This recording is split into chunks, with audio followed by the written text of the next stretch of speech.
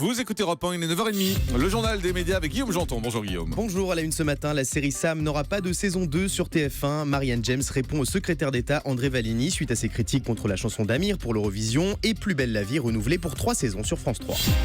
Et on commence donc avec la série Sam sur TF1 qui n'aura pas de saison supplémentaire. Une saison 2 n'est même pas discutable, affirme ce matin la comédienne Mathilde Seigné au Parisien. Celle qui incarne l'héroïne du feuilleton explique que le rythme éreintant des tournages pendant 4 à 5 mois non-stop est trop dur pour son âge.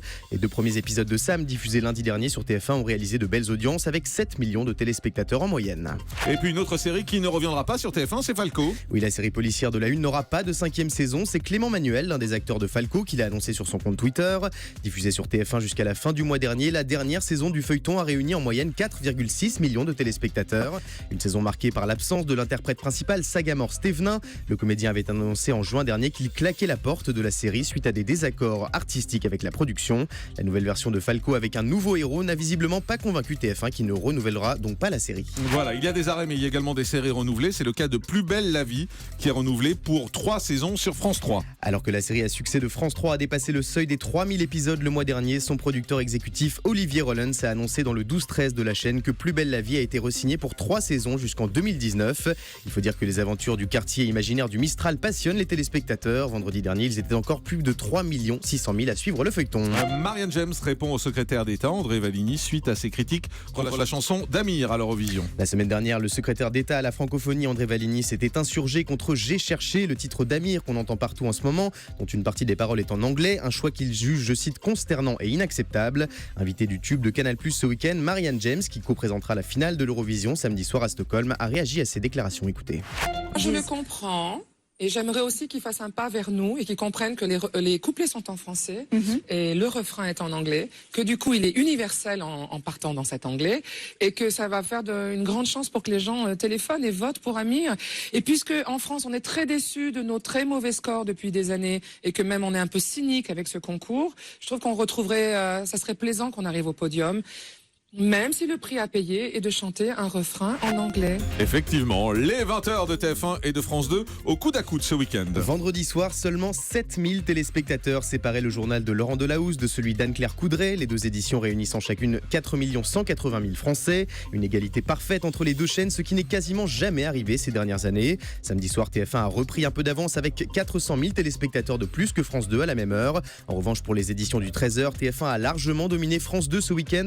4,9 millions de fidèles pour Anne-Claire Coudray contre 2,6 millions pour Laurent Delahousse pour la journée de dimanche. M6 s'offre un nouveau consultant sportif pour l'Euro 2016. Et il s'agit de David Ginola, l'ancien footballeur présentera les magazines avant, pendant et après les 11 matchs diffusés sur la chaîne, mais en revanche il ne commentera pas les rencontres. Auparavant, David Ginola a été le spécialiste du football anglais sur Canal+. Il avait également participé à la première saison de Danse avec les stars sur TF1. Les premières indiscrétions sur la prochaine saison de Fort Boyard sur France 2. Le jeu d'aventure fera son retour à l'antenne dès le mois de juillet pour une 27e saison. L'émission sera toujours présentée par Olivier Mine et parmi les candidats, on retrouvera l'ancienne ministre et chroniqueuse de D8, Roselyne Bachelot. Son équipe, composée notamment de Monseigneur Di Falco, jouera en faveur de l'association Le Refuge qui vient en aide aux jeunes victimes d'homophobie.